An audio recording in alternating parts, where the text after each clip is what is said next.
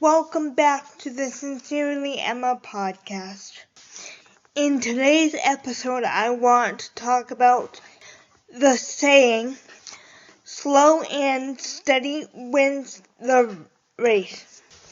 I think that we as people, we tend to feel like we're constantly in a very intense race through life. And I think a lot of us tend to look at life as a competition in the sense that we constantly feel like we have to be the best at something. Whether it's in our personal lives or in our profession, we constantly feel this need to surpass everyone else first, while losing focus on achieving our own goals, which is not a good mindset to have. Here's what I want everyone listening to understand. Yes, slow and steady does win, but you're not winning a race. You are winning because you've achieved your goals, not necessarily because of how quickly you may have achieved them, just because you've achieved them in general. I believe God doesn't look for perfection. I believe that He looks for effort. As long as we put effort into whatever we're doing, I believe the rest will be worked out by God. If we've learned anything over the past, 3 years coming out of the pandemic, I would hope it would be that we need to slow down and enjoy life a little more. We need to stop comparing ourselves to others, especially with social media these days. Hello, that makes it almost impossible. And we need to focus on bringing out the specific gifts that God gave us. I think that the minute people realize that you're not competing against anyone but yourself, I think that's when life becomes a lot more enjoyable.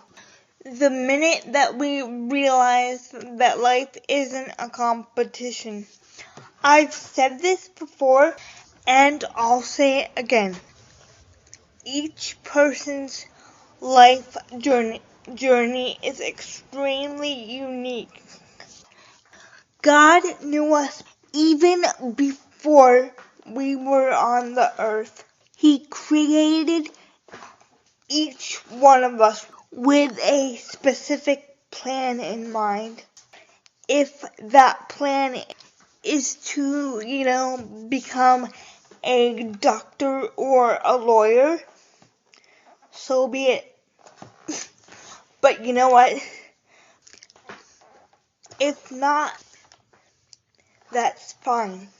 God knows what our lives look like before we even take one breath.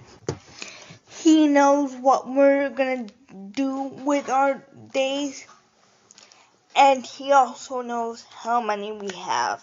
Thankfully, God doesn't give us the ability to see the future in any way, because I think we would all be terrified. Not only do I think we would be terrified, but I think we wouldn't want to go on and do so many things.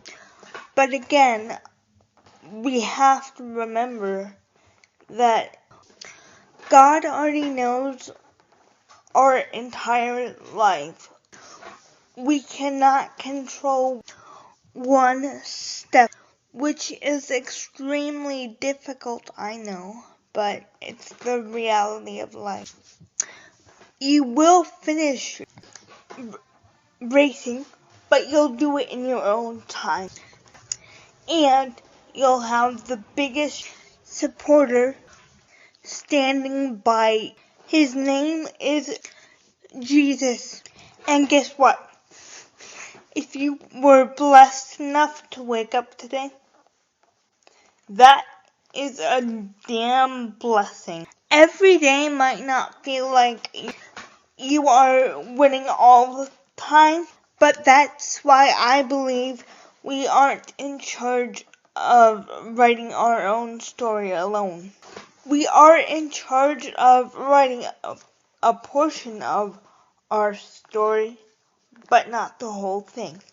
And for that, I'm thankful, because God already sees the finish line that I'm going to have to cross. Thank you all so much for tuning in today. Until next time, sincerely, Emma.